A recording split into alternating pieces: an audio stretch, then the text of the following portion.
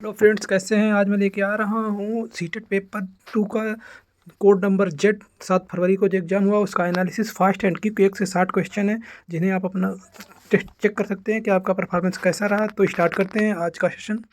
पहला question number 1 assertion and reason का है। The purpose of the administrating the intelligent test and the extended observation should be compare children in specific domain and ability. Reason क्या है? Intelligence is an innate ability and can not be nature nurtured. तो B तो बिल्कुल ही गलत है, क्योंकि बुद्धिमत्ता एक जन्मजात है, उसे पोषित नहीं किया जा सकता। तो बी गलत है। ए इसका सही है, तो इसका राइट आंसर है A is right but B wrong. Right answer is B. Question number 2, एक शिक्षिका को अपने माध्यमिक स्कूल की कक्षा में सचेत रूप से सभी जेंडर के वैज्ञानिकों का उदाहरण लेती है। कोशिश है कि वो ए जेंडर भेदभाव को मजबूत करती है, बी जेंडर पहचान को समझ करे, सी जेंडर स्थिरता का निर्माण करे, फोर्थ क्या है जेंडर रूढ़ियों को तोड़े। तो इसका ए और 1 और 3 में कुछ आंसर है। तो इसका राइट आंसर है जेंडर स्थिरता का निर्माण कर रही है या भेदभाव को भी मजबूत कर सकती है। तो इसका राइट आंसर मेरे अनुसार 3 है या तो 1 है। जब कमीशन का आंसर आ जाएगा तब पता चलेगा। वैसे इसका 3 आंसर है, स्थिरता का निर्माण कर रही है। क्वेश्चन नंबर 3, दी एजर्सन रीजन है। सभी लड़कियां मेहनती होती हैं और ईमानदार होते हैं, जबकि लड़के बुद्धिमान और रूपदार होते हैं। रीजन क्या दिया? ये 2 विशिष्ट जैविक मस्तिष्क लड़कियों और लड़कों के शारीरिक और संज्ञानात्मक कौशल के साथ साथ व्यक्तित्व और स्वभाव में भी मतभेद का उत्पन्न कर सकते हैं। तो इसमें ए भी गलत है, क्योंकि ये स्टेटमेंट ही गलत है और रीजन उससे भी ज़्यादा गलत है। तो आप इसमें दोनों गलत रखते हैं। Both A and R false. Right answer is C. तीसरा इसका आंसर है, तो right answer both A and R false. Question number 4, विद्यार्थियों के सीखने की प्राथमिकताओं में व्यक्तिगत भिन्नताओं को किस रूप में देखा जाना चाहिए? ए कुछ बच्चों में संज्ञानात्मक असमानता होती है, बी कुछ बच्चों में विकासात्मक कमियां होती हैं, तीसरा विविधता का सामान्य चित्रण है, चौथा उनके अलग अलग बुद्धि उपलब्धि स्तरों का असामान्य मापदंड होता है। तो इसका राइट आंसर है सी, विविधता का सामान्य चित्रण mean normal depiction of diversity. तो चौथे का आंसर है तीसरा।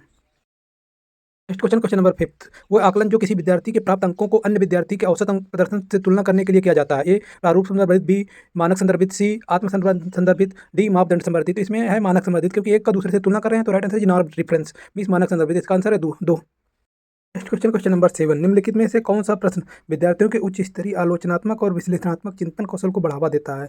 एक विशिष्ट अखबार के लेख से उल्लिखित संज्ञाओं को पहचानें, दूसरा अखबारों के लेख पढ़ें और नए शब्दों की सूची बनाएं, तीसरा अखबार का लेख पढ़ें और एक उपयुक्त शीर्षक के बारे में सोचें, चौथा एक ही घटना को दर्शाने वाले 2 अखबारों के लेखों को में निहित मान्यताओं की पहचान करें। तो इसमें राइट आंसर है फोर्थ, क्योंकि एक ही घटना के 2 अखबार होंगे तभी आप उन्हें आपस में क्रिटिसाइज और एनालिसिस कर सकते हैं। तो राइट आंसर है fourth.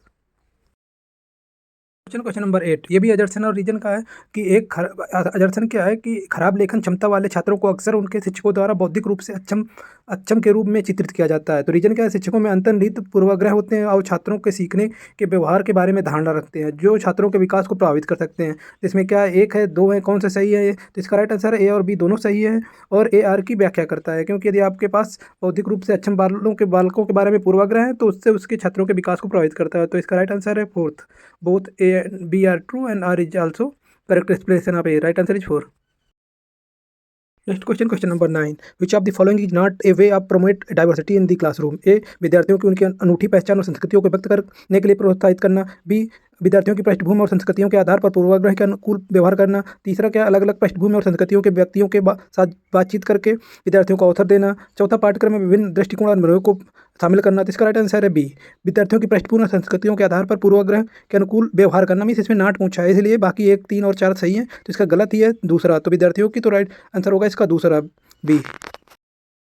Next question number 10, which of the following is the correct match of the learning disability and challenge cause by it? A लेखन वैकल्प सूक्ष्म पेशियां कौशल और वर्तनी के प्रभाव प्रभावित करता है, बी पठन वैकल्प संख्याओं और गणित संख्याओं को सीखने की क्षमता को प्रभावित करता है, गतिसम वैकल्प ठीक से देख सुन और बोल पाने की क्षमता को प्रभावित करता है, चौथा क्या है गुणज वैकल्प पढ़ने की क्षमता और भाषा संस्कृति को प्रभावित करता है। तो इसका राइट आंसर है 1, dysgraphia means impact the fine motor skill and spelling. तो ये क्या लेखन कौशल ही इसका एक राइट आंसर है, क्योंकि इसमें सूक्ष्म पेशियां कौशल और वर्तनी को प्रभावित करता है। तो इसका राइट आंसर है 1। क्वेश्चन नंबर 11, स्वालीन से जूझ रहे विद्यार्थियों को आसानी होती है। ये बातचीत के दौरान आंखों का संपर्क स्थापित करना, दूसरा परिचित और पूर्वान्ह में दिनचर्या का पालन करने में, तीसरा गतिविधियों के बीच तेजी से बदलाव करने में, चौथा अजनबियों के साथ संवाद करने में। तो इसका राइट आंसर है 2, फेमिलियर एंड प्रिडिक्टेबल रूटीन। तो इसका आंसर है 2, परिचित और पूर्वान्ह में दिनचर्या का पालन करना। तो इसका राइट आंसर है 2। नंबर 12 करते हैं कि प्रभावशाली बच्चों के बारे में लिखित में से कौन सा कथन सही नहीं है? एक बच्चे एक से अधिक प्रकार की बुद्धि में प्रतिभाशाली हो सकते हैं, दूसरा प्रतिभाशाली बच्चे विशेष क्षमताओं और सामर्थ्य के साथ पैदा होते हैं, उन्हें विकसित करने की आवश्यकता होती है, तीसरा प्रतिभाशाली बच्चों में जिज्ञासा की भावना कम होती है तथा उनकी कल्पना शक्ति भी कमजोर होती है, तीसरा बच्चे में विभिन्न स्तरों पर प्रतिभाशाली हो सकते हैं और कुछ के विशेष प्रकार की अक्षमताओं को भी हो सकती है। तो इसका राइट आंसर है तीसरा, प्रतिभाशाली बच्चे में जिज्ञासा की भावना कम होती है और उसकी कल्पनाशीलता भी कम होती है। तो इसमें नॉट पूछा है, तो राइट आंसर है तीसरा। नेक्स्ट क्वेश्चन करते हैं question number 13, error analysis bye student. विद्यार्थी द्वारा स्वयं का तुष्टिकरण। ए, विद्यार्थी के अधिज्ञानात्मक कौशल में बाधा डालता है। दूसरा, अधिगम प्रक्रिया में एक निरर्थक गतिविधि है। तीसरा, विद्यार्थियों के लिए अधिगम को स्मृति में बनाए रखने में सहायता करता है। तीसरा, विद्यार्थी की समझ में और अधिक सफलता सफलता पैदा करता है। तो इसका राइट आंसर है तीसरा, एरर एनालिसिस से क्या विद्यार्थी को अधिगम स्मृति बनाए रखने में सहायता प्रदान करता है। राइट आंसर है तीसरा। क्वेश्चन नंबर 14, घोषणात्मक ज्ञान और प्रक्रियात्मक ज्ञान means the declarative knowledge and procedural knowledge. निम्नलिखित में कौन सा कथन सही है? एक, घोषणात्मक ज्ञान को विश्लेषणात्मक ज्ञान के रूप में जाना जाता है। दूसरा, प्रक्रियात्मक ज्ञान और आमतौर पर कार्यविधि उन्मुख होता है। तीसरा, प्रक्रियात्मक ज्ञान किसी चीज़ के बारे में तथ्यात्मक ज्ञान बताता है। चौथा, घोषणात्मक ज्ञान इस बात पर जोर देता है कि कई चीज़ कैसे करनी चाहिए। तो इसका राइट आंसर है B, means procedural knowledge is generally process oriented in nature. तो राइट आंसर है दूसरा। Question number 15, content which require an extension और modification of existing cognitive structure take time for learning and retain for the duration. एक है कि long and short duration के लिए है। दूसरा, शॉर्ट एंड शॉर्ट है। तीसरा, शॉर्ट एंड लॉन्ग है। चौथा है लॉन्ग एंड लॉन्ग है। तो इसका राइट आंसर होगा long and long, means the cognitive development existing knowledge पे मॉडिफिकेशन या एक्सटेंशन के टाइम वो लंबा ड्यूरेशन होता है, और यदि वो हो जाता है तो वो लंबा ड्यूरेशन तक चलता है। तो इसका राइट आंसर है fourth, long and long. Right answer is fourth. Question number 16, कथन और कारण है। तो कथन क्या है? शिक्षकों को बालक को ऐसे प्रश्न पर ध्यान केंद्रित करने के लिए प्रोत्साहित करना चाहिए जैसा कि मेरा सीखने का लक्ष्य क्या है और वो वहाँ पहुँचने के लिए मुझे क्या करने की जरूरत है। रीजन क्या है? वो छात्र समझते हैं कि उनके काम के प्रदर्शन का मूल्यांकन कैसे किया जाए, तो वो समझ का प्रयोग खुद को सीखने और अपनी प्रगति के में मदद करने के लिए कर सकते हैं। इसका राइट आंसर ए है, बी है, सी है, डी है। मतलब ए, रीजन और सेशन दोनों सही है। तो इसका राइट आंसर है फोर्थ में, ए और रीजन दोनों सही है और एक की आर सही से व्याख्या करता है। तो राइट आंसर इसका फोर्थ। नेक्स्ट क्वेश्चन नंबर 17, अधिगम के निर्देशित खोज आधारित उपागम है। एक, पूर्व योजना या पूर्व ज्ञान की आवश्यकता नहीं होती। दूसरा, शिक्षार्थियों को स्वयं के लिए ज्ञान की रचना के अवसर प्रदान किए जाते हैं। तीसरा, शिक्षक एक तानाशाह के रूप में काम करता है और शिक्षार्थी श्रोता के रूप में कार्य करता है। चौथा, शिक्षक द्वारा किसी भी प्रकार के हस्तक्षेप के बिना शिक्षार्थी को उनके हाल पर छोड़ दिया जाता है। तो इसमें आपको क्या है? डिस्कवरी अप्रोच में आपका इसमें दो सही है, विद्यार्थी को स्वयं के लिए ज्ञान की रचना करने का अवसर प्रदान किया जाता है। इसका राइट आंसर है दूसरा। Question number 18, which of the following strategy is not effective while developing conceptual understanding in children. एक, वो अवधारणा क्या नहीं है ये दिखाने के लिए गैर उदाहरण प्रस्तुत करना। दूसरा, विद्यार्थी ने अपने स्वयं के उदाहरण प्रस्तुत करने के लिए कहना। तीसरा, विद्यार्थियों से परिभाषा को जीव कहते हुए याद करने के लिए कहना। चौथा, विविध संदर्भों को उदाहरणों की एक विस्तृत श्रृंखला द्वारा प्रस्तुत करना। इसका तीसरा right answer, asking student to memorise a definition as it is. इसमें नॉट पूछा है इसलिए मेमोराइजिंग और याद करना, रट लेना ये सब निगेटिव है, तो इसलिए राइट आंसर इसका तीसरा, विद्यार्थी को परिभाषा को जीव कहते हुए याद करने के लिए कहना। क्वेश्चन नंबर 19, एक active middle classroom should be founded on the theoretical principle of A, psycho dynamics. दूसरा, साइको कंस्ट्रक्टिव। तीसरा, साइको एनालिसिस। चौथा, बिहेवियरिज्म। तो इसका राइट आंसर है बी, सोशल कंस्ट्रक्शन। एक मिडिल क्लास स्कूल में द थ्योरेटिकल प्रिंसिपल क्या है? सोशल कंस्ट्रक्शन मीन्स सामाजिक रचनावाद। राइट आंसर इज दो। नेक्स्ट क्वेश्चन नंबर 20, कथन और रीजन है। कथन क्या है? सहानुभूति वो समझने की योग्यता पर निर्भर करती है कि दूसरे की भावनाएं और उनकी भावनाओं के अनुमान के लिए। रीजन क्या है? भावनाएं और संज्ञान एक दूसरे से संबंधित होते हैं। रीजन तो बिल्कुल ही गलत है क्योंकि भावनाएं और संज्ञान एक दूसरे से संबंधित होते हैं और पहला भी गलत है। तो इसका राइट आंसर है तीसरा, ए और आर दोनों गलत है। तो राइट आंसर है 3। क्वेश्चन नंबर 21, एक माध्यमिक स्कूल के शिक्षक छात्रों को रणनीति एवं स्वप्रेरित शिक्षार्थी बनाने के लिए किस प्रकार सक्षम बना सकते हैं। एक, पूरे किए गए कार्य प्रत्येक कार्य के लिए विभिन्न प्रकार के पुनर्बलन प्रदान करके। दूसरा, पाठ्य पुस्तक में दिए गए प्रश्नों के उत्तर सही तरह से लिखवा करके। तीसरा, सत्र के अंत में वस्तुनिष्ठ प्रकार के परीक्षण पर जोर देकर। चौथा, क्या छात्रों के उनके अधिसंज्ञानात्मक ज्ञान और कौशल विकसित करने के लिए प्रोत्साहित करके। तो इसका राइट आंसर चौथा ही है क्योंकि उसमें छात्रों को अधिसंज्ञानात्मक ज्ञान और कौशल विकसित करने के लिए प्रोत्साहित करके ही उन्हें ऐसा रणनीति और स्वप्रेरित शिक्षार्थी बनाया जा सकता है। तो राइट आंसर है 4। Number 22, which of the following is examples intrinsic motivative means आंतरिक अभिप्रेरणा का उदाहरण क्या है। एक, व्यक्तिगत रुचि या कार्य के आनंद से अभिप्रेरित प्रेरणा। दूसरा, दूसरों के साथ प्रतिस्पर्धा से प्रेरित अभिप्रेरणा।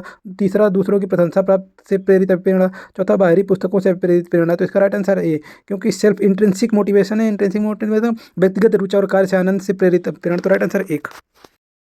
Question number 23, which debate is highlighted in the following question कि does an individuals biological determined sex bring with it all the characteristic that define one social constructed gender. एक, विकास का निरंतर विच्छिन्न दृष्टिकोण। दूसरा, विकास का स्थिर अस्थिर दृष्टिकोण। तीसरा, योग्यता का अटल वृद्धिशील दृष्टिकोण। तीसरा, प्रकृति परिवेश का विकास का प्रभाव। इसका राइट आंसर है 4, nature and nurture influence on development. ये तो है sex bring the determined which of the characteristic that one social constructed gender. तो ये नेचर और nurture influence on the development. तो right answer is 4। Question number 24, a major development task during blank is search of for identity personal and sexual and occupational. एक, early childhood दूसरा adolescence, तीसरा middle adulthood, चौथा middle childhood. तो इसका right answer है adolescence. इसमें इस सबसे ज़्यादा identity, personal and sexual and occupational इसके लिए उत्साहित होता है। तो मेजर डेवलपमेंट एडोलेसेंस में इस तरह के आते हैं। तो राइट आंसर है दूसरा एडोलेसेंस। क्वेश्चन नंबर 25, कथन और कारण। कथन क्या है? बच्चे समाज के मूल्यों और मानदंडों को प्रत्यक्ष और अप्रत्यक्ष तरीके से सीखते हैं। इसका रीजन क्या? समाजीकरण समाज के रीति रिवाजों और अनुष्ठानों को प्रेरित करने की सरल प्रक्रिया है। तो इसमें बी तो गलत है, क्योंकि समाजीकरण क्या है? एक जटिल प्रक्रिया है। बाकी असर्जन तो सही लग रहा है कि मूल्यों को प्रत्यक्ष और अप्रत्यक्ष दोनों तरीके से सीखते हैं। तो इसका ए सही, मतलब दूसरा आंसर ए सही है, लेकिन आर गलत है। तो right answer is 2। Question number 26 देखते हैं। जीन पियाजे के संज्ञानात्मक विकास के सिद्धांत के अनुसार निम्नलिखित में कौन सी क्षमता औपचारिक संक्रियात्मक सोच को मूर्त संक्रियात्मक सोच से भिन्न करती है? तो इसका ए है संरक्षण, बी है वास्तु स्थायित्व, तीसरा है प्रतीकात्मक खेल, चौथा है अमूर्त तर्क। तो इसका राइट आंसर है अमूर्त तर्क, क्योंकि तर्कपूर्ण संक्रियात्मक से भिन्न करती है, तो वह अमूर्त तर्क है। तो राइट आंसर है 4th। क्वेश्चन नंबर 27 देखते हैं। जीन पियाजे की एक महत्वपूर्ण आलोचना यह है कि वो विकास पर क्या है कि क्या प्रभाव पर पर्याप्त रूप से विचार करने में विफल थे। एक संस्कृति, दूसरा अनुभव, तीसरा क्रिया, चौथा परिपक्वता। तो इसमें कल्चर का उन्होंने नहीं कहा, उन्होंने कॉग्निटिव डेवलपमेंट के बारे में कहा, कल्चर का वाइगोट्सी, और उन्होंने कहा समाज और सामाजिकरण का, संस्कृति का। तो इसमें राइट आंसर है एक संस्कृति का, कल्चर का। क्वेश्चन नंबर 28 मतलब कौन सा कथित सुमेलित है? एक अच्छा लड़का एक अच्छी लड़की उन्मुख, ये क्या अधिक से अधिक संख्याओं के लिए अच्छा, दूसरा कानून और व्यवस्था उन्मुखीकरण, मानवता के लिए सामाजिक न्याय के सिद्धांत का कायम रखना, तीसरा सामाजिक अनुबंधन उन्मुखीकरण, घोषणा दूसरों की धारणा पर ध्यान देना, चौथा दंड और आज्ञापारिता उन्मुखता, बुरे परिणामों से बचाव के लिए होता है। तो इसका राइट आंसर 4th ही है कि पनिशमेंट एंड ओबीडियंस ओरिएंटेशन क्या है? Avoid bad and consequence. तो right answer is 4। Question number 29, Jean पियाजे एंड लिव गार्दी पर सिमिलर क्या है दोनों बिलीफ पर? A language influence and determine thought, दूसरा culture has a profound effect on the learning, तीसरा development of the children take place in a stage like progression, चौथा क्या है? Children are involve in the process of meaning making. इसका right answer चौथा है, बच्चे अर्थ निर्माण की प्रक्रिया में शामिल होते हैं। दोनों में सिमिलरिटी थी। तो राइट आंसर इज 4। और तीसरा, दिले वाइगोत्स्की प्रपोज दैट कि एक बच्चों की सोच वयस्कों की मात्रात्मक रूप से भिन्न होती है, दूसरा बच्चों की सोच वयस्कों से गुणात्मक रूप से भिन्न होती है, तीसरा बच्चों में बहुत क्षमता होती है जिसमें वो कार्य की को भी शामिल करते हैं जो दूसरों के सहयोग से कार्य कर सकते हैं, चौथा बच्चे अनियंत्रित पैदा होते हैं और समाज को उन्हें सामाजिक व्यवहार सिखाने की जरूरत होती है। तो इसका राइट आंसर 4th ही है, क्योंकि children are bar unruly and society need to them change in social behaviour. तो राइट आंसर है 4th। मैथ स्टार्ट करते हैं। 31 नंबर 2a इंटू ए है और ए है, तो इसमें आपका जो ए है वो एक एक तो हो ही नहीं सकता, क्योंकि एक होगा तो ऊपर जो भी होगा वो सेम सेम आ जाएगा।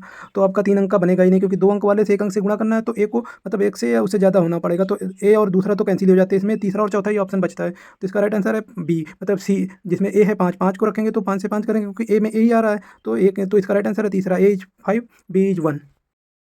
दूसरा लगा के देखते हैं। 32 को a minus b is 11/5 and a b is 3/4, तो a प्लस बी का, तो इसमें आप a प्लस बी का होल स्क्वायर का फार्मूला लगा लीजिए, आपका आ जाएगा। कैसे देखते हैं? इसका राइट आंसर है पहला 2 सही 4/5, राइट आंसर इज 1। कैसे है देखते हैं इसको, a प्लस बी का होल स्क्वायर लगाते हैं। ए प्लस बी को ए माइनस बी के फॉर्म में कैसे लिखते हैं? ए प्लस बी का होल स्क्वायर क्या होता है? ए माइनस बी का होल स्क्वायर प्लस 4ab, और हमें वैल्यू क्या दी हुई है? ए माइनस बी की और ए प्लस बी की, ए माइनस बी और ए बी की दी हुई है, तो ए माइनस बी की लगा देते हैं और ए बी की लगा देते हैं। तो 11/5 का होल स्क्वायर और 4 इंटू 3, ए बी का वैल्यू है 3/4, तो इसको सॉल्व करते हैं। 21/25 प्लस 3, और इसको ऐड करेंगे तो 196/25। अब हमने स्क्वायर करने का है तो अंडर रूट लगा के इसको वैल्यू निकाल लेंगे। तो राइट आंसर 14/5 ए प्लस बी की वैल्यू आ जाती है। इसको डिवाइड करेंगे तो इसका राइट आंसर का है 2 सही 4/5, तो राइट आंसर है 1, 2 सही 4/5। Question 33, 7x minus 1/4 minus 1/3 2x minus 1 minus x upon 2 equal to 10/3। तो इसमें पहले x का मान निकाल लेते हैं, इसको सॉल्व करते हैं। तो x का मान कितना आ जाता है? 41/11। तो 41/11 को यदि हम वैल्यू में रखते हैं और जिसकी वैल्यू निकालनी है 11x प्लस 21/2, तो 11 से 11 कैंसिल हो जाता है, 41 प्लस 21/2 में 62/2। तो राइट आंसर आ जाएगा इसका 31। तो राइट आंसर है 2, 31। नेक्स्ट क्वेश्चन सॉल्व करते हैं। क्वेश्चन नंबर 34, द फैक्टर निकालना है 5 2x minus 4 plus 6 4x square plus 16x y square minus 16xy minus 6। तो इसमें देखते हैं आंसर क्या होगा। इसका राइट आंसर होगा 4x माइनस 8y प्लस 3। पहला आंसर होगा, कैसे होगा देखते हैं हम। पहले और दूसरे तो मतलब दूसरा और तीसरा तो बिल्कुल ही नहीं होगा, क्योंकि इसके फैक्टर ही है 2x माइनस 4y का ही आगे वो स्क्वायर ही है, तो 4x plus 16y square minus 16xy, तो ये इसका डबल है, मतलब स्क्वायर है। तो हम इसको कैसे सॉल्व करेंगे? दो आंसर होंगे इसके, 2x माइनस 4y माइनस 3 और 4x माइनस 8y प्लस 3। तो हम एक एक को टेस्ट कर लेते हैं दोनों को। यदि हम 2x माइनस 4y माइनस 3 इसका फैक्टर है, तो 2x minus 4y equal to 3 इस इक्वेशन को सेटिस्फाई करेगा। मतलब 2x माइनस 4y की जगह 3 रख के देख लेते हैं। जब पूरी इक्वेशन में यदि 0 हो जाता है तो इसका फैक्टर हो जाएगा, तो 3 रखने पर ये इसका 5 इंटू 15 हो जाएगा, 6 इंटू 3 हो जाएगा 16, माइनस 6 ये 0 नहीं हो रहा है, तो मतलब 2x माइनस 4y माइनस 3 इसका आंसर नहीं है। तो दूसरा टेस्ट करते हैं, 4x minus 8y plus 3 equal to 0। तो इसमें क्या है, 4x minus 8y equal to क्या हो जाएगा 3, 3, तो इसको हम हाफ कर देते हैं, तो 2x minus 4y equal to क्या हो गया 3/2। अब इसको इसमें इक्वेशन में पुट करके रख लेते हैं, तो इक्वेशन 0 हो जाती है, मतलब इसका ये फैक्टर है, तो मतलब 4x minus 8y plus 3 equal to 0 हो जा रहा है उसका फैक्टर। तो ये राइट आंसर है 1, 4x minus 8y plus 3।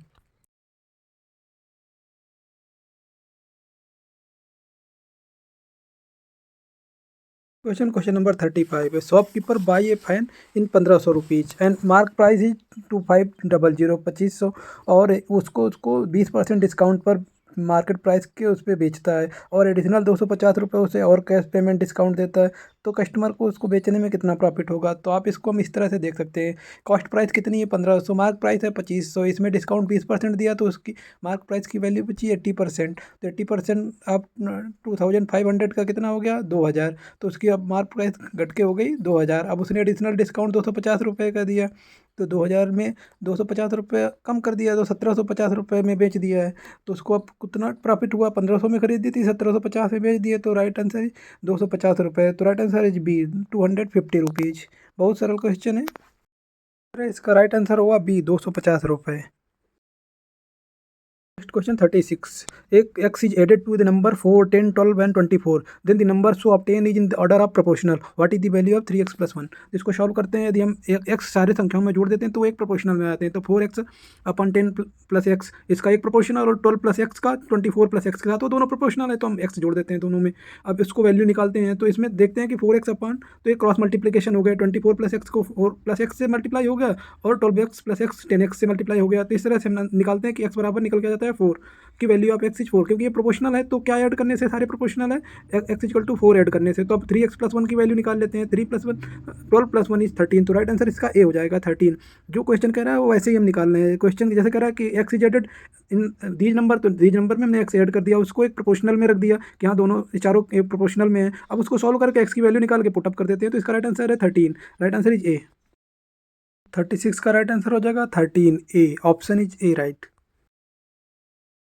Next question solve करते हैं, 3x minus 30 and 2x plus 20 are two supplementary angle, then the find the value of 2x minus 4। तो सप्लीमेंट्री एंगल कितने का होता है 180 डिग्री का। तो देखते हैं 3x minus 30 plus 2x plus 20 180 degree का हो गया, तो इसमें x के वैल्यू निकाल लेते हैं। तो x की वैल्यू कितनी आएगी 5x is equal to 190, x is equal to 30 degree आ गया। तो find the value of 2x minus 4, 2x minus 4 को, तो 2 इंटू 38 माइनस 4 में 76 माइनस 4 इज 72, तो right answer is 72 degree. Right answer is 4 का राइट आंसर है 4, 72 डिग्री।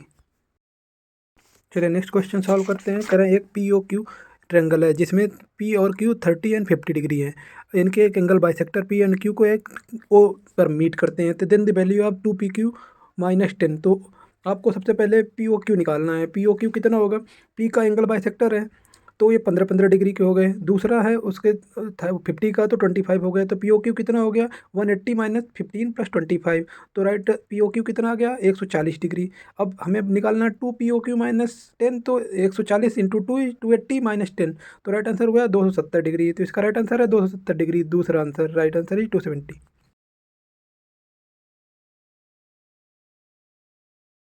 क्वेश्चन करते हैं question number 39, which can not be the right angle triangle. अब right angle triangle को हम एक तरह से निकाल सकते हैं, तो रेशियो निकाल लें 3 4 5 का, तो या तो फिर हम इनको स्क्वायर रूट का स्क्वायर करके उनका निकालें।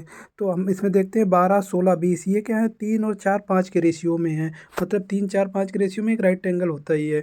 इसी तरह 4.5 6 और 7.5 ये भी 2 3 4 5 के रेशियो में है, तो ये भी राइट एंगल ट्रेंगल होगा। मेन है हमें तीसरे और चौथे को चेक करने की, जिसमें ये चेक करना, तो हम चौथे को चेक करते हैं 2.5 6 और 5.6, ये भी 5 12 और 13 के रेशियो में, मीन्स 5 का स्क्वायर 12 का स्क्वायर 13 के स्क्वायर के बराबर आ जाता है। तो इस तरह ये भी एक राइट एंगल ट्रेंगल है, तो हम शॉर्ट विधि में जल्दी से निकाल सकते हैं कि 8 16 और 12 ही बचता है, मीन्स यही आंसर होगा जो राइट एंगल ट्रेंगल नहीं है। तो राइट आंसर है 3, 8 16 एंड 12। नेक्स्ट करते हैं question number 40, which one of the following letter does not have the rotational symmetry, means इसको रोटेट करने पर भी वो सिमेट्रिकल नहीं होता, वो तो चाहे इधर की तरफ रोटेट कर दो वो सिमेट्री ले लेगा। ई मुश्किल है, एन को आप रोटेट कर दो 180 डिग्री, ये भी सिमेट्री में रहेगा। एच भी आपको लेफ्ट राइट सिमेट्री पे रहेगा। ई है आपको सिमेट्री पे नहीं रहता है, उसको यदि हम रोटेट कर देते हैं, तो राइट आंसर है 2, मतलब ई है। Next question, question number 41, the diagonal P R and Q S of a parallelogram P Q R S intersect at O, then the value of OP equal to x plus y centimetre, OQ equal to 20 centimetre, OR equal to 16 centimetre, OS equal to y plus 7 centimetre. तो इसके अनुसार हम XY निकाल सकते हैं, क्योंकि पहला रेलोग्राम के डायगोनल क्या है, इंटरसेक्ट करते हैं, इक्वली बाइसेक्ट करते हैं। तो जो इसकी वैल्यू होगी OP इक्वल टू OR की बराबर होंगे और OS की OQ से बराबर होंगे। तो x plus y equal to 16 और y प्लस 7 इक्वल टू 20। तो y प्लस 7 इक्वल टू 20, तो y की वैल्यू हो जाएगी 13। तो इसको उसमें x प्लस वाई में रख देंगे, तो x plus y equal to 16, तो x की वैल्यू आ गई 3। अब हम उसको वैल्यू जिसकी निकालनी है 7x माइनस वाई की रख देंगे, तो 7 इंटू 3 माइनस 13 इक्वल टू 8। तो right answer is 8। Right answer आएगा आपका 8। Right answer is 1। Right answer is 8 1। Question 42 करते हैं। इसमें कहता है perimeter and area of a trapezium is 52 and 128 centimetre square. यदि नॉन पैरेलल भुजाओं का योग 20 है तो इसके डिस्टेंस बिटवीन पैरेलल साइड का पूछ रहा है। तो इसका फार्मूला हमें पता है ट्रेपेजियम का, कि एरिया क्या होता है कि 1/2 साइड का, दोनों जो पैरेलल साइड है उनका योग इंटू लंब। तो हम उस फार्मूले को यूज करते हैं कि 1/2 into distance between the parallel side, जिसे लंब कह रहे हैं, और सम ऑफ दी पैरेलल साइड। तो इसके अनुसार आपका क्या निकल के आ जाएगा, 128 इक्वल टू 1/2 लंब इंटू 52 माइनस 20। क्या है, नॉन पैरेलल साइड का योग है 20, तो 52 में हम सब्ट्रैक्ट कर देते हैं तो 32 निकल के आ जाएगा, दोनों पैरेलल साइड का योग। तो लंब इंटू 32। तो अब 1/2 को 128 से मल्टीप्लाई कर देंगे तो 256 हो जा रहा है, और 32 से भाग दे देंगे तो कितना लंब की वैल्यू आ जाती है, 8 सेंटीमीटर। तो right answer is a 8 centimetre. 42 का राइट आंसर क्या हो गया, 8 सेंटीमीटर। क्वेश्चन करते हैं 43। Rectangle of area is 48 centimetre metre square and one side is 6। Then and one man travel in a 10 metre per second per minute, then how much time it will take. तो हमने दूसरी side निकाल ली। दूसरी side कितनी निकल के आई, यदि 48 metre square उसका एरिया है तो दूसरी साइड निकल के आ गई 8। तो 6 इंटू 8 48। तो उसका डायगोनल कितना निकल के आया, 6 और 8 से 10 मीटर। और आदमी को 20 मीटर चलने में 60 सेकंड, मीन्स 1 मिनट लग रहे हैं, तो 10 मीटर चलने में 30 सेकंड लगेंगे, मीन्स आधा। तो इसका राइट आंसर हो जाएगा 30 सेकंड, मीन्स हाफ मिनट। तो इसका राइट आंसर है आपका 30 second, number 2 is right answer.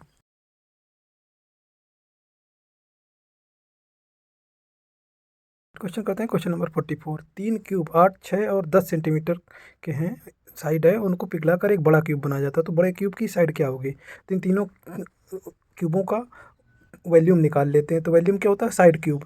तो 8 का क्यूब, 6 का क्यूब और 10 का क्यूब करके ऐड कर देते हैं, क्योंकि तीनों को मेल्ट किया गया तो टोटल वॉल्यूम हो गया 1728 इन तीनों का। अब इससे एक नया क्यूब बनाना है, तो नए क्यूब का क्या होगा, क्यूब रूट ऑफ दिस।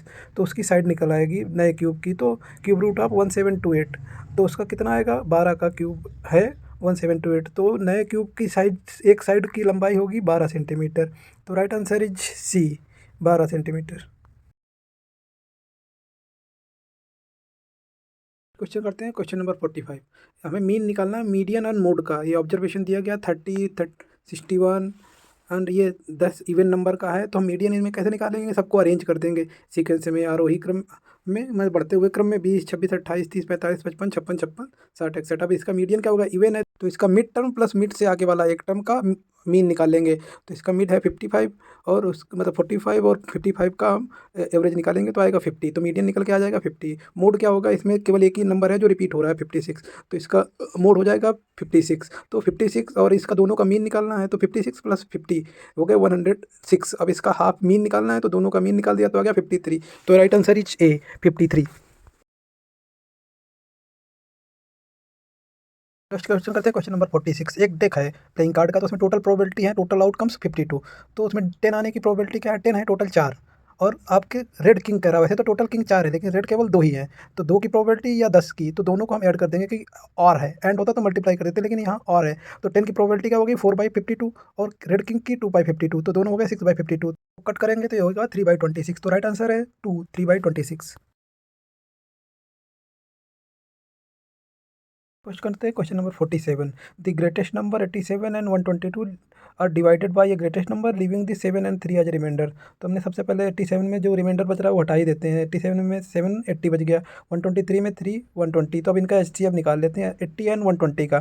तो हो गया 40 इंटू 2 एंड 40 इंटू 3। तो HCF इसका कितना आ गया 40। तो राइट आंसर है 2।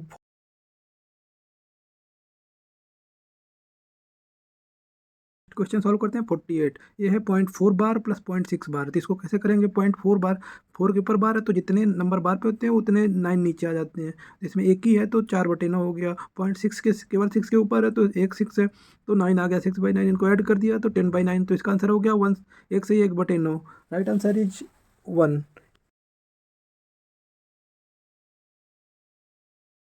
Next question 49। 49 में क्या है कि आपको स्मॉलेस्ट और लार्जेस्ट नंबर के बीच में डिफरेंस ज्ञात करना है। तो इसको यदि हम देखते हैं कि नीचे 7 है, तो इसमें 1/1 1/2/7 सबसे बड़ा है, और सबसे छोटा है 9/16, क्योंकि 3/5 भी 9/16 से बड़ा है और 4/7 भी। तो इनका डिफरेंस ज्ञात करते हैं 1/2/7 का और 9/16 का। तो इनको एलसीएम ले लेते हैं, 7 × 16 112, और डिफरेंस निकाल लेते हैं। तो इसका राइट आंसर आएगा 81/112। तो इसका राइट आंसर है एक। 49 का एक राइट आंसर है। क्वेश्चन स्टार्ट करते हैं। क्वेश्चन नंबर 50 कह रहा है एक संख्या को वर्ग कीजिए और उस वर्ग के इकाई का अंक और उस संख्या का अंतर 2 आना चाहिए। तो हम यदि देखें तो 6, 9 और 4 सब में ये अंतर आ रहा है, क्योंकि 6 का स्क्वायर मतलब 36 ही होता है, लेकिन ये 4 का भी स्क्वायर में 6 आता है इकाई के अंक में। मीन्स यदि 4 और 2 का अंतर देखें तो मतलब 6 का अंतर तो 2 रहेगा। इसी तरह 9 का भी यदि 7 का स्क्वायर करते हैं तो 9 आएगा यूनिट प्लेस पे, और 7 और 9 का 2 रहेगा। इसी तरह 4 के उसमें भी 2 का डिफरेंस रहेगा। यदि 2 का स्क्वायर करेंगे तो 4 आएगा, और 2 और 4 के केवल 5 ही ऐसा अंक है जिसका स्क्वायर करने पर भी इकाई में 5 आता है, इसलिए राइट आंसर है इसका 1। 10 क्वेश्चन मैथ की पेडागोगी है। क्वेश्चन नंबर 51 कह रहा है गणित में विद्यार्थियों के आकलन का कौन सा हिस्सा नहीं होना चाहिए। ए गणितीय तत्वों का कारण देना, बी गणितीय पदों की परिभाषाओं का प्रत्यास्मरण करना, तीसरा है कि गणित संबंधों का अमूर्तन के प्रयोग में समस्या समझना, चौथा क्या है दैनिक जीवन की परिस्थितियों से संबंधित समस्याओं को हल करने के लिए सीखी गणितीय अवधाओं का प्रयोग करना। इसमें नहीं पूछा है, तो इसमें रटने का मतलब याद करने का है, recalling definition of mathematical means प्रत्यास्मरण करना। तो इसका राइट आंसर है 2। Question number 52। 52 क्या क्या है, वो पहले भारतीय गणितज्ञ थे जिन्होंने व्याख्या की कि ऋणात्मक संख्या का वर्गमूल नहीं होता है। ए बौधायन, दूसरा आर्यभट्ट, तीसरा रामानुजम, चौथा महावीर। तो ये महावीरा हैं जिन्होंने ये कहा कि ऋणात्मक संख्याओं का वर्गमूल नहीं निकाला जा सकता। तो ये इसका राइट आंसर है 4 महावीर।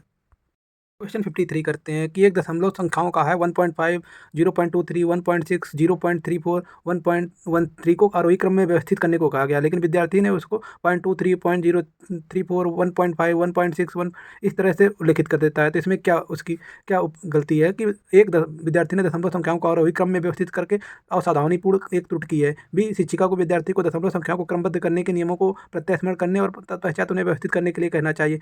तीसरा विद्यार्थी ने उस दशमलव संख्याओं को बड़ा मानने की क्वेश्चन 54 एक शिक्षक ने बच्चों के एक एक इकाई के 6 वर्ग काटने को कहा और फिर पूछा इन वर्गों का उपयोग करके आप कितनी भिन्न आकृतियां बना सकते हैं। सबसे अधिक परिमाप वाली कौन सी आकृति बनेगी। इस क्रियाकलाप आपका सबसे कम उपयुक्त उद्देश्य है। एक सृजनात्मक और विश्लेषणात्मक कौशल विकसित करने के अवसर उपलब्ध कराना, दूसरा बच्चों के क्षेत्रफल और परिमाप के अधिगम का आकलन कराना, तीसरा याद किए गए सूत्रों को नए संदर्भ में लागू करना, चौथा बच्चों को सामूहिक कार्य में संलग्न करना। तो इसका राइट आंसर है तीसरा, क्योंकि याद किए हुए सूत्रों को एक नए संदर्भ में लागू करना, ताकि वो छोटी छोटी आकृतियों से एक दूसरी बड़े अधिक अधिक परिमाप वाली आकृति बनाएंगे तो उसको संदर्भ को सूत्रों को नए संदर्भ में लागू कर पाएंगे। तो राइट आंसर है तीसरा।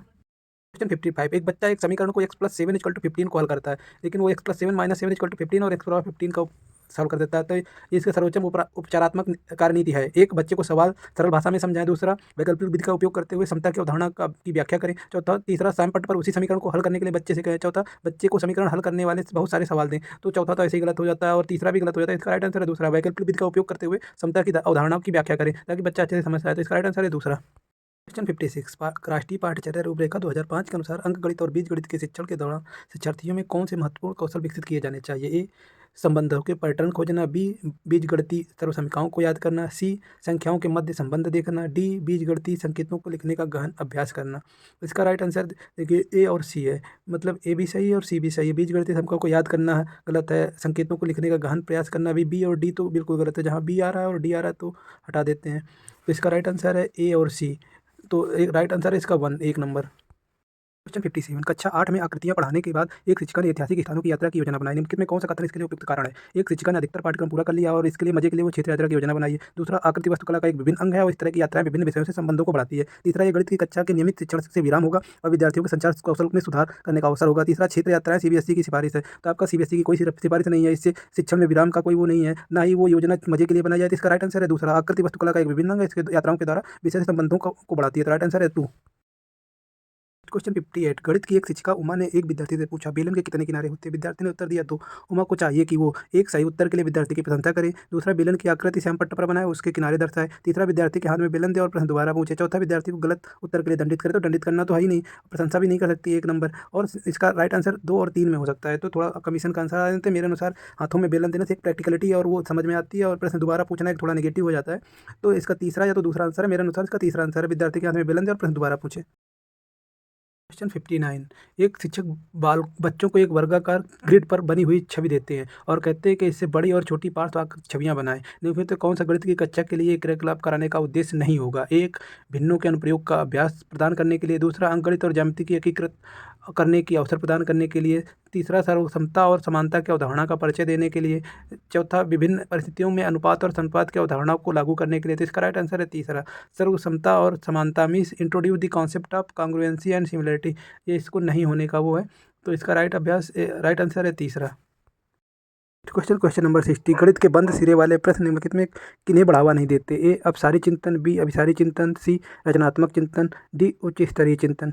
तो किसको बढ़ावा नहीं देंगे? तो इसका राइट आंसर है ए, सी और डी।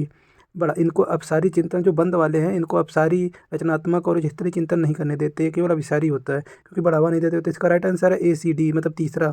राइट आंसर है थर्ड। पोर्शन साइंस का है जो 61 से शुरू होता है। स्टार्ट करते हैं 61। एक चाइना रोज जो गुड़हल है उसको एक परख नली में 2 बूंद विलियम ए की डालती है। विलियम के रंग में कोई परिवर्तन नहीं होता है। दूसरी परख नली में 2 बूंद विलियम बी की डालते हैं और वो हरा हो जाता है। तीसरी नली में 2 बूंद विलियम सी की डालते हैं और वो मजेंटा गहरा गुलाबी प्राप्त हो जाता है। तो ए में बिना परिवर्तन किए तो न्यूट्रल होगा। बी में जो बी परख नली में डाला गया तो हरा हो जाता है, मतलब बी वाला बेसिक है। सी में मेजेंटा कलर हो जाता है, मतलब सी एक एसिडिक है। तो इसका राइट आंसर है 2, ए इज उदासीन, बी क्षारीय, सी अम्लीय। Right answer is 2।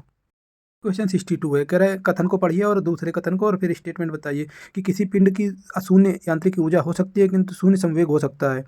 कथन तो है यदि कोई पिंड शून्य कार्य करता है तब भी वो अगर पिंड पर लगाया गया बल अशून्य होगा। तो इसका राइट आंसर है 2। मीन बोथ स्टेटमेंट एंड 1 और 2 दोनों सही है कथन, क्योंकि ये नॉन जीरो वर्क हो सकता है, यदि फोर्स एक्टिंग ऑन है नॉन जीरो भी हो सकता है, तभी वर्क जीरो हो सकता है। जैसे सर्किल में घूम के वापस वहीं आ जाता है तो कार्य तो जीरो हो सकता है। कह रहा non zero momentum energy but zero momentum zero हो सकता है। तो दोनों कथन सही है। तो right answer is B. 63 start करते हैं। 2 identical metal containers are taken. Container A is painted black and container B is painted white on the outside. Step 1, both container are kept in direct sunlight. The few hours both container are kept in shady area. तो कह रहा है क्या सही होगा क्या गलत होगा? Container B gain heat faster than container A, whereas container A will lose heat faster than B. Second क्या, container A gain the as well as lose the heat transfer than B.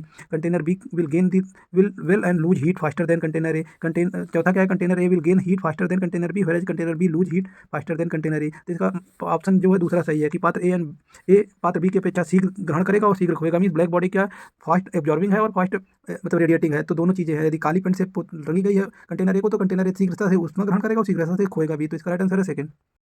Question number 64। चाकू की तुलना में कुंद चाकू से काटना क्यों मुश्किल होता है? ए, बल कम हो जाता है। बी, संपर्क क्षेत्र बढ़ जाता है। सी, संपर्क क्षेत्र कम हो जाता है। डी, दाब बढ़ जाता है। तो इसका राइट आंसर है बी, संपर्क क्षेत्र बढ़ जाता है, क्योंकि ब्लंट हो जाती है तो उसका जो धार है वो कम हो जाती है, मतलब उसका सरफेस एरिया बढ़ जाता है, तब वो नहीं कटता है। तो इसका राइट आंसर है सेकेंड, संपर्क क्षेत्र बढ़ जाता है। क्वेश्चन 65। विद्युत चुंबक की शक्ति बढ़ाने के लिए निम्नलिखित में किसका उपयोग किया जाता है? ए, कुंडली के फेरों की संख्या कम करके। दूसरा, प्लास्टिक कोर कोड का प्रयोग करके। तीसरा, एल्युमिनियम कोर कोड का प्रयोग करके। चौथा, धारा का प्रभाव बढ़ाकर। इसका राइट आंसर है धारा का प्रभाव बढ़ाकर, क्योंकि कम करके एल्युमिनियम और प्लास्टिक की कोर लगाने से उसका नहीं बढ़ेगा चुंबकत्व, तो इसका धारा बढ़ाने से या तो कॉइल की फेरों की संख्या बढ़ा दी जाए, लेकिन इसमें कम है, इसलिए राइट आंसर है 4, धारा प्रभाव बढ़ा दिया जाए। क्वेश्चन 66। निम्नलिखित में कौन सा अंकों का समुच्चय जो पाचन क्रिया में योगदान नहीं देता? ये कई बार आ चुका है। इसमें सबसे राइट आंसर है पहला ही, क्योंकि इसोफेगस जो हम माउथ से खाते हैं, इस इसोफेगस में कोई डाइजेशन नहीं होता, लार्ज इंटेस्टाइन में कोई डाइजेशन नहीं होता और रेक्टम में भी नहीं होता। तो राइट आंसर इसका एक है। बाकी इसमें स्मॉल इंटेस्टाइन जहाँ भी और बाकी इसोफेगस, रेक्टम और बकल कैविटी आ रहा है वहाँ पे डाइजेशन होता है। तो इसका राइट आंसर है एक।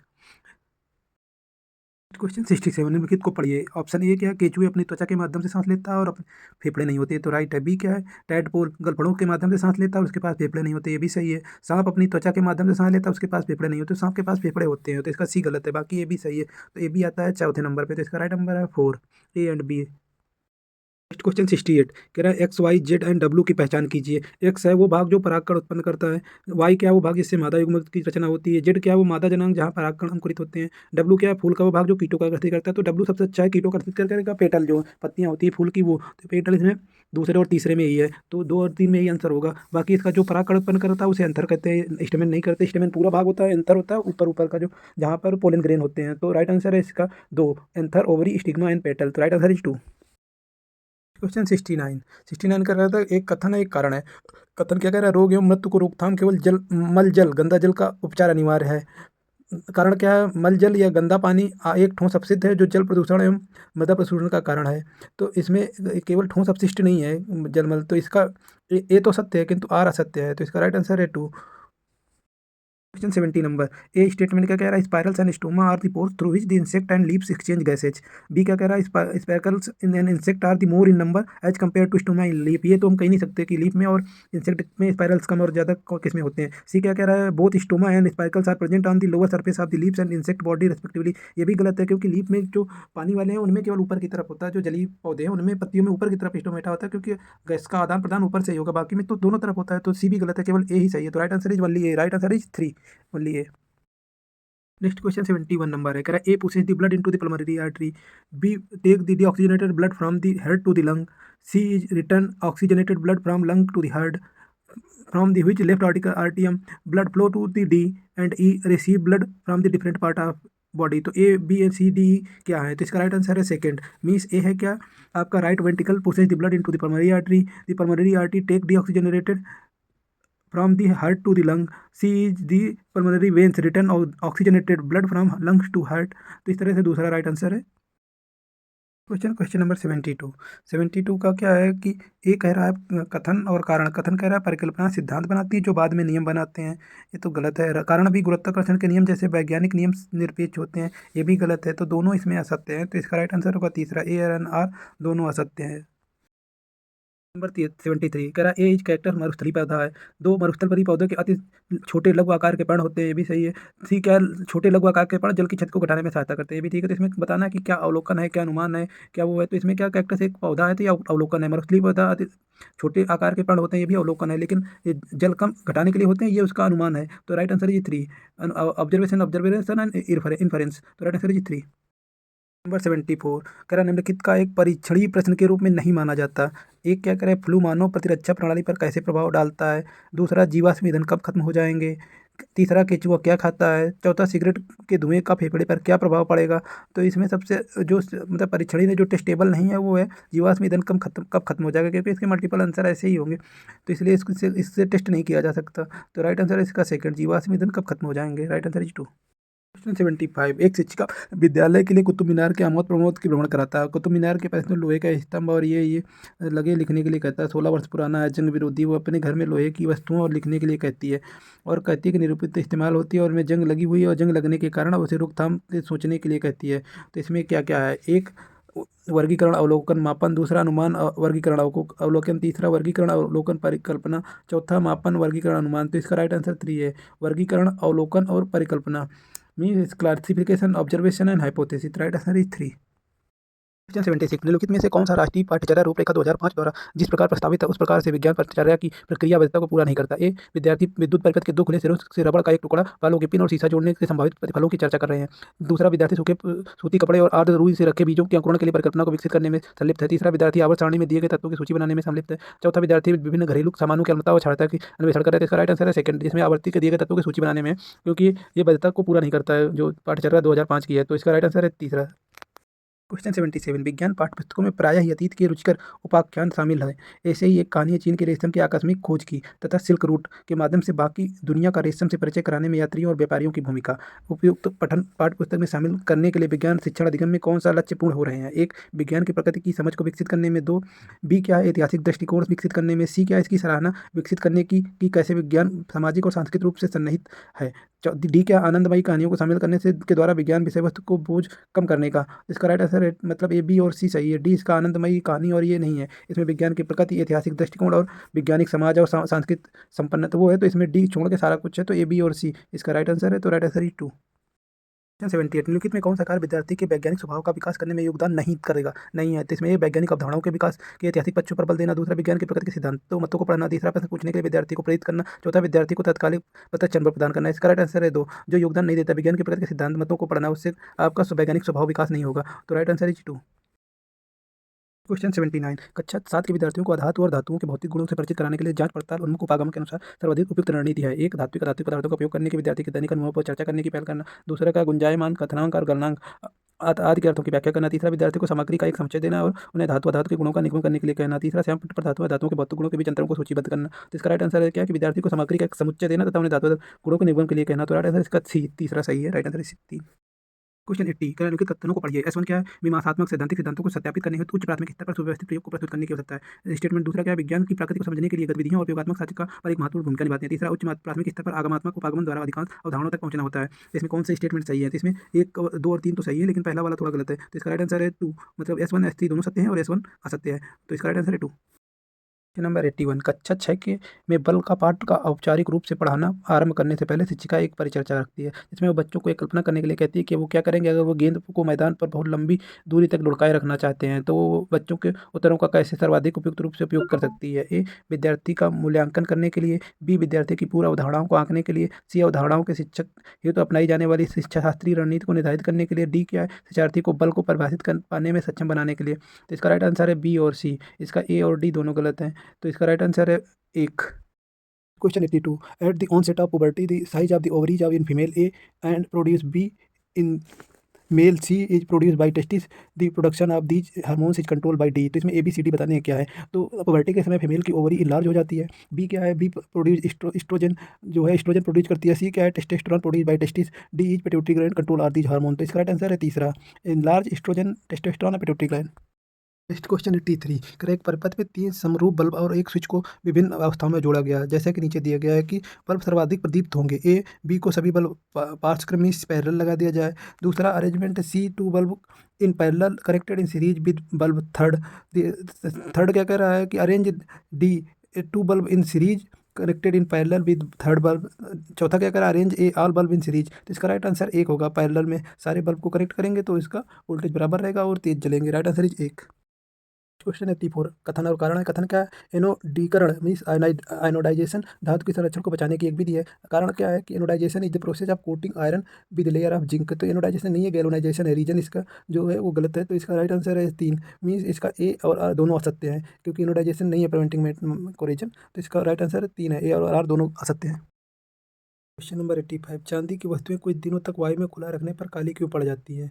ए वायु में उपस्थित हाइड्रोजन सल्फाइड के कारण अभिक्रिया के कारण। दूसरा वायु में उपस्थित नाइट्रोजन ऑक्साइडों के साथ अभिक्रिया के कारण। तीसरा वायु में उपस्थित कार्बन मोनोऑक्साइड की अभिक्रिया के कारण। चौथा वायु की ऑक्सीजन के साथ अभिक्रिया के कारण। तो इसका राइट आंसर 1 है, वायु में उपस्थित हाइड्रोजन सल्फाइड के अभिक्रिया के कारण। तो right answer is 1। Question number 86 कह रहा है एक कुछ सॉल्ट दिए हैं, उनको एसिड और बेस के साथ रिएक्शन लिखना है, जिसमें ए बी सी डी हमें निकालना है। तो अमोनियम क्लोराइड HCl के साथ अभिक्रिया करके क्या बनाएगा? तो ये बनाएगा NH3। और सोडियम क्लोराइड NHNO3 के साथ अभिक्रिया करके बी बनाएगा, ये बनेगा आपका NaOH। तो और सोडियम क्लोराइड सी और डी क्या बनाएगा? सोडियम क्लोराइड एसिड के साथ रिएक्शन करके आपका बनाएगा HCl और NaOH। तो राइट आंसर है इसका second, NH3 NaOH HCl and NaOH। तो right answer is second. Question 87 कह रहा है एक चीनी का सांद्रित सिरप बनाने के लिए जल में कुछ चीनी घोली गई। दूसरा चरण क्या है? चीनी के सिरप को धीमी आंच पर कैरामेलाइजेशन होने पर गर्म किया जाता है। तो इसका क्या है? चरण एक रासायनिक परिवर्तन है, चरण 2 एक भौतिक परिवर्तन है। दूसरा चरण 1 और 2 दोनों भौतिक परिवर्तन है। तीसरा चरण 1 और 2 दोनों रासायनिक परिवर्तन है। चौथा क्या करें? चरण 1 भौतिक परिवर्तन है जबकि 2 एक रासायनिक परिवर्तन है। तो इसका राइट आंसर ही 4।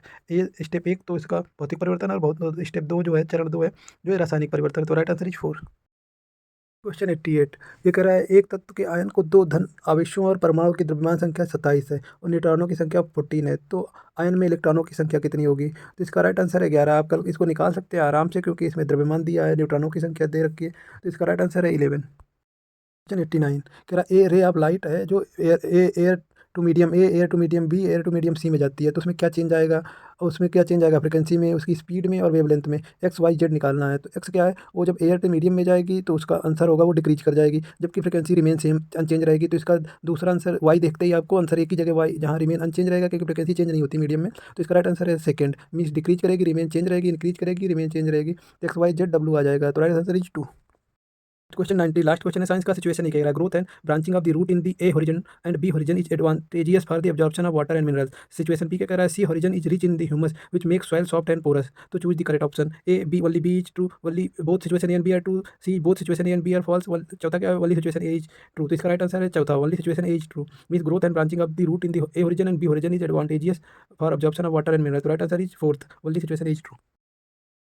स्टार्ट करते हैं लैंग्वेज 1 जो हिंदी है, हिंदी लैंग्वेज 1। इसका 91 क्वेश्चन करते हैं कि ये है क्या कथन शुरुआती वर्षों में भाषाओं के अधिगम में देरी करना बच्चों के लिए नई भाषाओं के अर्जन में कठिनाई पैदा करता है?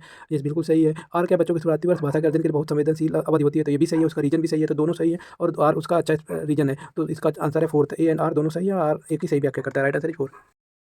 टू करते हैं बहुभाषावाद के संदर्भ में बुनियादी चरण के लिए राष्ट्रीय पाठ्यक्रम 2022 का मुख्य सिद्धांत है। बच्चे अपने शुरुआती वर्षों में नाना नानी की मौखिक भाषाएं नहीं सीख पाते हैं। दूसरा, बहुभाषावाद में संज्ञानात्मक और सामाजिक संकेत दोनों ही लाभ होता है। तीसरा, बच्चों को अपने घर की भाषा बोलने की में मदद करनी चाहिए और विद्यालय को तो ये ऐसे ही गलत हो जाता है। चौथा ऑप्शन क्या है, भारत कक्षा की बहुभाषिक प्रकृति पाठ्यचर्या में प्रभावशाली संप्रेषण में अवरोधक होती है, ये भी गलत है। तो इसका राइट आंसर है 2, 92 का 2। क्वेश्चन नंबर 93, कुछ वाक्य समुदायों में एक ही भाषा के विविध प्रकार साथ साथ विद्यमान होते हैं। सभी प्रकार के सामाजिक कार्यों की विशिष्ट श्रृंखला होती है। इस स्थिति को किस रूप में वर्णित करते हैं? ए प्रयुक्ति, दूसरा द्विभाषीकरण, तीसरा बोली, चौथा कोड मिश्रण। तो इसका राइट आंसर है प्रयुक्ति, जो मतलब प्रयोग की जा रही है। Right answer is 1। 4 question number, बच्चे अपने अपने जोड़ीदार के साथ कार्य करते हैं। एक पाठ सामग्री को 2 खंड में विभाजित किया जाता है। एक बालक अपनी पाठ सामग्री अपने जोड़ीदार को पढ़कर सुनाता है, दूसरा बालक उसे सुनकर लिखता है, फिर दोनों समूची पाठ सामग्री पर कार्य करते हैं। इस गतिविधि को क्या कहेंगे? ए शब्दजाल, बी आंशिक श्रुतलेख, तीसरा कथावाचन, चौथा जारी रहने वाला श्रुतलेख। तो इसका राइट आंसर है आंशिक श्रुतलेख। Right answer is second. 95, निम्नलिखित में कौन सा भाषा की कक्षा में साहित्य पठन सामग्री के अध्ययन के बारे में सही नहीं है? एक, साहित्य पठन सामग्री भाषा अधिगम के लिए सांस्कृतिक निवेश पैदा करती है। दूसरा, साहित्य पाठ सामग्री समालोचन, चिंतन और विमर्श विकसित करती है। तीसरा, साहित्य पठन सामग्री सराहना और आनंद के लिए होती है। चौथा, साहित्य पठन सामग्री का प्रयोग व्याकरण शिक्षा के लिए किया जाता है। तो इसमें तीसरा ही है, क्योंकि सराहना और आनंद के लिए पढ़ा जाता है, यही निगेटिव है, तो नहीं पूछा। राइट आंसर जी तीसरा। नंबर 96, कक्षा 6 के विद्यार्थी नवीन को पाठ्य सामग्री के पठन में कठिनाई महसूस होती है। अध्यापक उसे कुछ सरल स्तर की पाठ्य सामग्री पढ़ने के लिए देता है। अध्यापक उसके लिए साझा पाठ सत्रों का भी आयोजन करता है। अध्यापक द्वारा दी जा रही मदद को क्या कहेंगे? ए स्वावलंबन, जिसे कहते हैं अवलंबन, जिसे कहते हैं स्कैफोल्डिंग, तीसरा मानस मंथन, तीसरा मेल मिलाप करवाना, चौथा पठन तत्परता। तो इसका है स्कैफोल्डिंग मीन्स अवलंबन। Right answer is 1। क्वेश्चन 97, भाषा शिक्षण अधिगम का कौन सा उपागम इस बात में विश्वास करता है कि भाषा एक आदत है? एक, संप्रेषण भाषा शिक्षण, दूसरा प्राकृतिक उपागम, तीसरा सहयोगात्मक भाषा अधिगम, चौथा श्रव्य भाषावाद। तो इसका राइट आंसर है 4th, श्रव्य भाषावाद। अगला क्वेश्चन, क्वेश्चन नंबर 98, एक बच्चे को अपठित पद खंड पढ़ने के लिए दिया जाता है। बच्चे को इसे पढ़कर इस गद्य खंड के नीचे प्रश्नों का उत्तर देने के लिए इस प्रकार से पठन को किस रूप में जाना जाता है? एक, विशिष्ट पठन, दूसरा सशरीर तौर पर पढ़ना, तीसरा इस विस्तृत पठन, चौथा बारीकी से पढ़ना है स्कैनिंग। तो इसका राइट आंसर है बारीकी से पढ़ना, क्योंकि उसके बाद उसके प्रश्नों के उत्तर देना है। इसमें एक्चुअली विशिष्ट पठन भी एक है, लेकिन इसमें बारीकी से पढ़ना ज़्यादा अच्छा है। तो 98 का 4th ऑप्शन राइट है। 99 करते हैं, एक अध्यापक विद्यार्थी को 5 चित्र दिखाता है और इन चित्रों के आधार पर कहानी लिखने के लिए कहता है। वो गतिविधि किसका उदाहरण है? एक, जिज्ञासा श्रुतलेख, दूसरा साझा पठन, तीसरा रचनात्मक लेखन, चौथा दिखाओ और बताओ। तो इसका राइट आंसर है रचनात्मक, क्योंकि चित्रों के माध्यम से तो रचनात्मक। इसका 99 का तीसरा। 100 क्वेश्चन, क्वेश्चन नंबर 100, कि निम्नलिखित में कौन सी भाषा में प्रदर्शन आधारित आकलन की विशेषता है? एक, अंत्यक्रिया के बिना प्रदर्शन, दूसरा संदर्भ रहित प्रशिक्षण, तीसरा संदर्भ रहित संप्रेषणात्मक कार्य, चौथा बहुविकल्पीय प्रश्न। इसका राइट आंसर है तीसरा, संदर्भ सहित संप्रेषण कार्य। ये क्या है?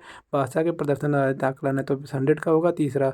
101 नंबर, पठन के बारे में दिए गए कथनों पर विचार कीजिए। ए, पठन केवल अक्षर ध्वनि संबंध की समझ और शब्दों को सही प्रकार से उच्चारित करना भार है। बी, पठन अर्थ तक पहुंचने के लिए संकेतों को डिकोड करना है। तो इसका क्या है? ए सही है, बी गलत है, बी सही है, ए गलत है, ए बी दोनों गलत हैं, या ए बी दोनों सही हैं। तो इसका राइट आंसर तीसरा है, ए और बी दोनों गलत हैं। तो अगला क्वेश्चन करते हैं, क्वेश्चन नंबर 102, एक अध्यापक को अपने विद्यालय में श्रवण कौशल का आकलन करना है। श्रवण हेतु आकलन हेतु इस गतिविधि का चयन कर सकता है। एक, अध्यापक कहानी सुनाता है और इसके बाद बोध आधारित प्रश्न पूछता है। दूसरा, अध्यापक बच्चों को कहानी पढ़ने के लिए कहता है और इसके बाद बोध आधारित प्रश्न पूछता है।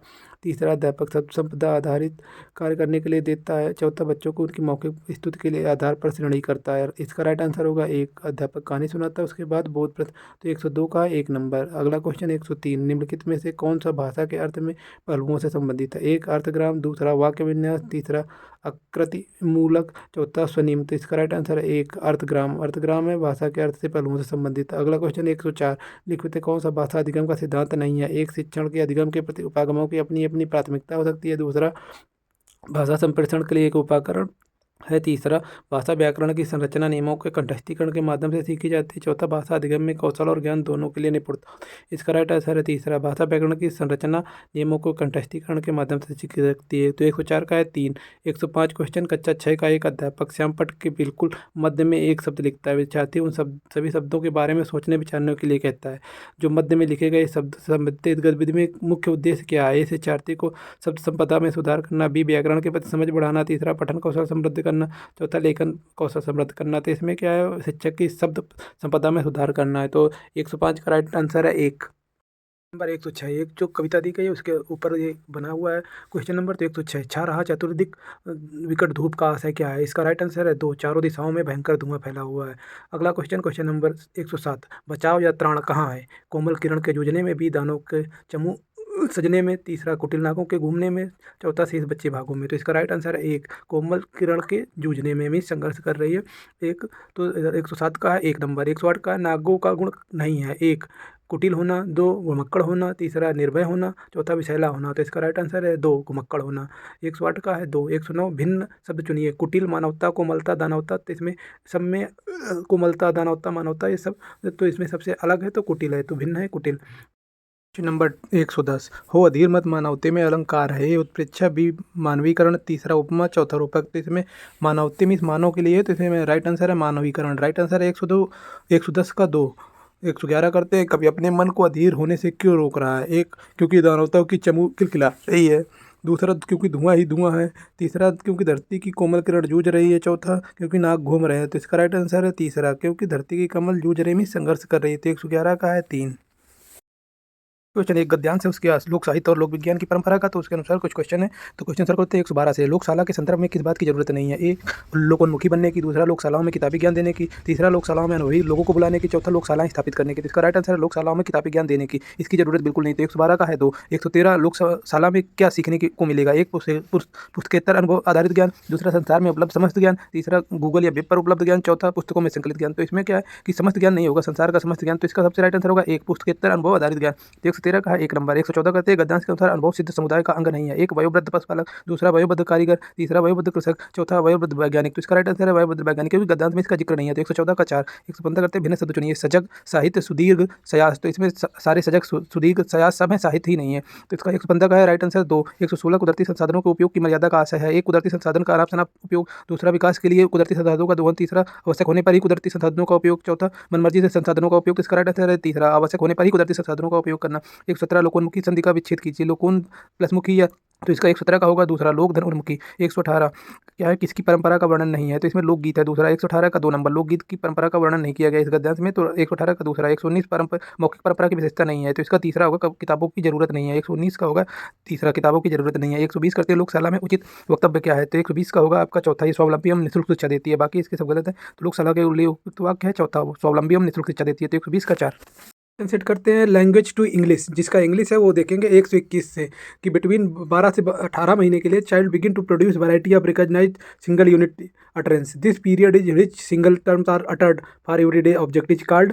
इसमें क्या है, ए टेलीग्राफी, कूइंग, बैबलिंग। तो इसका राइट आंसर है होलोफ्रेस्टिक, मीन्स 12 से 18 महीने में होलोफ्रेस्टिक आंसर आता है। तो 121 का है दो नंबर। 22 नंबर क्या है, स्टेटमेंट ए एंड बी है। ए क्या कह रहा है, understanding app and ability to read also effect the ability to write. B क्या कह रहा है, reading and writing are separate process and developed independent of each other. तो बी तो गलत ही लग रहा है। तो इसमें क्या है कि ए करेक्ट है और बी इनकरेक्ट है। तो 122 का है एक नंबर, A is correct but B is incorrect. Right answer is 1, 122 का 1। 123 करते हैं, कहते all language have certain common properties, these are called. A language universal, दूसरा रजिस्टर, तीसरा डायलेक्ट, चौथा डिसग्लोसिया। तो इसका राइट आंसर है एक, लैंग्वेज यूनिवर्सल। तो 123 का एक नंबर, लैंग्वेज यूनिवर्सल। 24 नंबर देखते हैं, acceptance of linguistic diversity in a class will a destroy the confidence of children leading to decrease immigration and creativity. दूसरा, have no impact on the language writing. तीसरा, boost of the confidence of children leading to increase imagination and creativity. चौथा, क्या hinder in attaining language fluency. तो इसका right answer है तीसरा, क्योंकि boost the confidence of children and increase the imagination and creativity. तो 124 का है 3। 125 number, which of the following is not characteristic of the print awareness as part the emergent literacy. एक क्या है, recognizing the difference between the letter and word. दूसरा, reading is done from left to right and top to bottom. तीसरा, क्या starting to read full sentences. चौथा, handling a book. तो इसका right answer है तीसरा, start to read full sentences which is not the part of print awareness. तो इसका 125 का है तीसरा। 126 नंबर देखते हैं, इसमें ABC 3 सेंटेंस है। ए क्या कह रहा है, read short passage accurately and fluently with appropriate intonation, pause and voice modulation. B क्या कह रहा है, read a few sentences of familiar word with accuracy.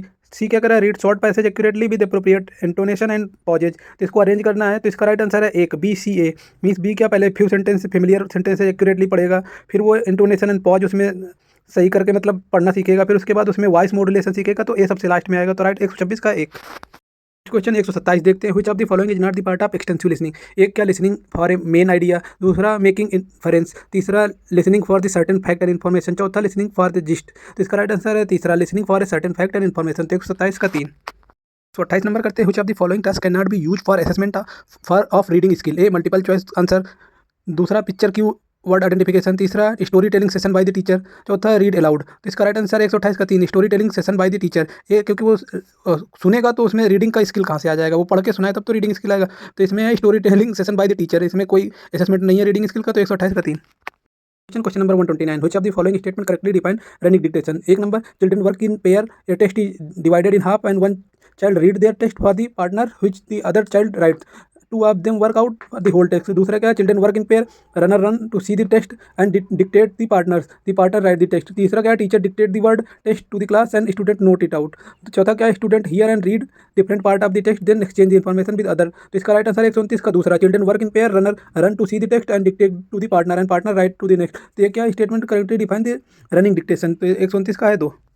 Number 130, a child is born with the innate capability to acquire the language. This idea of language acquire is supported by a cognitivist, दूसरा social interactivist, तीसरा behaviorist, चौथा nativist। तो इसका right answer है 4th nativist. तो 130 का है 4।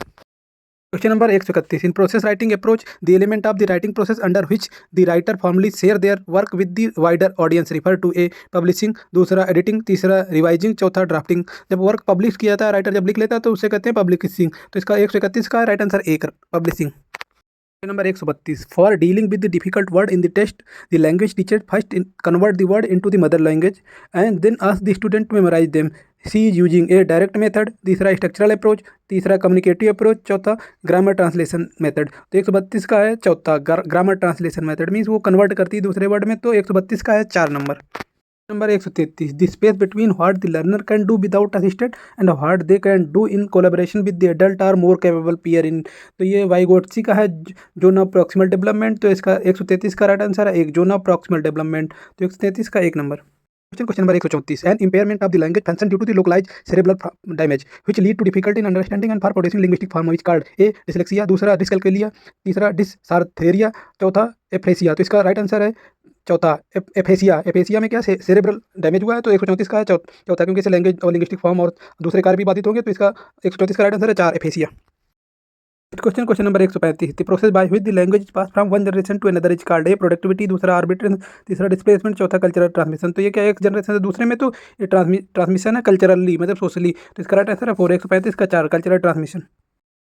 अगला 136 से 142 तक ये क्वेश्चन है, पैसेज आपको एक रीड करना है। ये फ्लेमिंगो और कच्च के उसमें है, तो उसको रीड करके 136 से 142 के आंसर देना है। तो शुरू करते हैं question number 136, what has caused the increase salinity in the run of Kutch. A arrival of the large number of tourist, दो construction of the dam on the river that flow into the region, तीसरा large number of hunting expedition, चौथा arrival of flamingo. तो इसका right answer है dams construction, river and flow. तो 136 का है 2। 137 number करते हैं, which one of the following word has used in passage similar in meaning with the phrases unable to be reached. A inaccessible, दूसरा migratory, तीसरा proliferation, चौथा visitor. तो unaccessible है, अनेबल टू रीच तो इनएक्सेसिबल है। तो 137 का राइट आंसर है 1। 138 देखते हैं, which one of the following word is opposite in the meaning of word destruction. तो डिस्ट्रक्शन का कंस्ट्रक्शन होता है। तो इसका 138 का राइट आंसर है तीसरा, क्योंकि इसमें ब्रीडिंग, स्टारवेशन, कंस्ट्रक्शन और ऑनर्ड है। तो इसका राइट आंसर है तीसरा, 138 का 3। 139 देखते हैं, identify the clause in which the underline part of the sentence when they were faced with starvation the flamingo fled in the island living their chick to fed in for themselves. तो ये है adverb clause है, noun clause है, तीसरा principal clause है, चौथा adjective clause. तो इसका ये है एडवर्ब क्लॉज, क्योंकि व्हेन लगा हुआ है। तो इसके साथ फेस विद स्टारवेशन। तो इसका 139 का राइट आंसर 1 नंबर। 140 करते हैं, 140 में क्या इरर डिटेक्शन देखना है एक सेंटेंस में।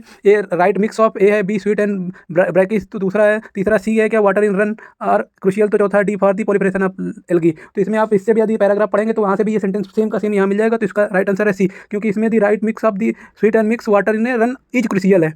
तो 140 का आंसर होगा सी, मतलब राइट आंसर इज 140 का सेकंड नंबर सी। तो अगला करते हैं 141 number, the flamingo are not ordinary visitor to Kutch. A they are the beautiful bird, दूसरा क्या है दे आर मेडिसिनियल वैल्यू, तीसरा क्या है they have the honoured guest of king लाखो, चौथा क्या है they are came from Australia. तो इसका राइट आंसर है तीसरा, यह ऑनर्ड गेस्ट ऑफ किंग लाखो। तो 141 का तीसरा। 142 देखते हैं, flamingo city is known as a one of the biggest breeding ground for great flamingo, दूसरा क्या इट इज ब्यूटीफुल, तीसरा क्या biggest island in the world, चौथा क्या हंटिंग ग्राउंड ऑफ फ्लेमिंगो। तो 142 का 1 नंबर है, the biggest breeding ground of the flamingos. तो 142 का 1 नंबर।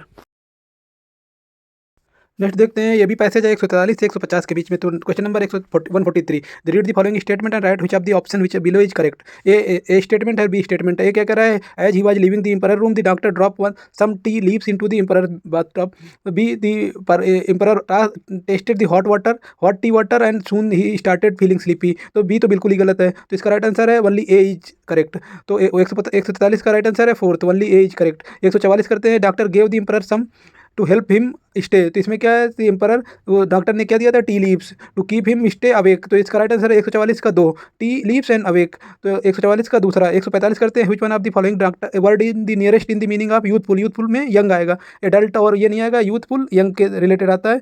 एक्सपीरियंस और एल्डरली भी नहीं आता, यूथफुल मीन्स यंग। तो 145 का तीन। 146 करते हैं, which one of the following word in opposite meaning with the word flavourful. तो इसका nice, appetising, blend and yummy, ये सब यमी, नाइस, एपेटाइजिंग, ये सब इसके सिनोनियम्स है। अपोजिट इससे पूछा है तो इसका आएगा ब्लंट। तो 146 का है दूसरा। 147 करते हैं, the identify the clause in the underline part in the sentence when a few minutes had passed he stopped feeling sleepy. तो इसकी कौन सा क्लॉज है, एडजेक्टिव, नाउन, प्रिंसिपल, एडवर्ब। तो इसकी एडवर्ब क्लॉज है। तो 147 का है चौथा। 148 करते हैं, which one of the following statement is not true. A emperor tested the water, दूसरा there was a smile in his face, तीसरा after drinking it he start feeling weak and lifeless थे। तो अब आगे पढ़ने की जरूरत नहीं, क्योंकि नॉट पूछा है। तो आफ्टर ड्रिंकिंग ही मतलब रिजुवेनेटेड मींस स्माइल, तो ये वीक एंड लाइफलेस आता है। तो 148 का राइट आंसर है तीसरा, क्योंकि after drinking he start feeling weak and lifeless ये नहीं है। तो ये नॉट ट्रू पूछा, तो 148 का तीन। 149 देखते हैं, why did the emperor call the doctor one morning, he was a feeling tired and sleepy. B क्या, he wanted doctor to give some hot water. तीसरा, he wanted discuss about the health and doctor, he want. चौथा क्या, eat some medicinal leave. तो इसका right answer एक, once morning he feel the tired and sleepy. तो 149 का एक नंबर। 150 करते हैं, emperor was angry because he couldn't chew the tea leave, दूसरा tea leave was not tasty, तीसरा doctor gave him the something that was inedible, चौथा क्या, tea leaves were covered with mud. तो 150 का है दूसरा, क्योंकि he tea leaf were not tasty. तो 150 का है दूसरा। समाप्त करते हैं। जय हिंद। Like and share for more updates. आप अपने अपने मार्क्स इस कमेंट में जरूर लिखें, ताकि पता चले कि किसके कितने सही हुए हैं क्वेश्चन और किसका सिलेक्शन हो पाएगा। तो जय हिंद, like share and subscribe this channel.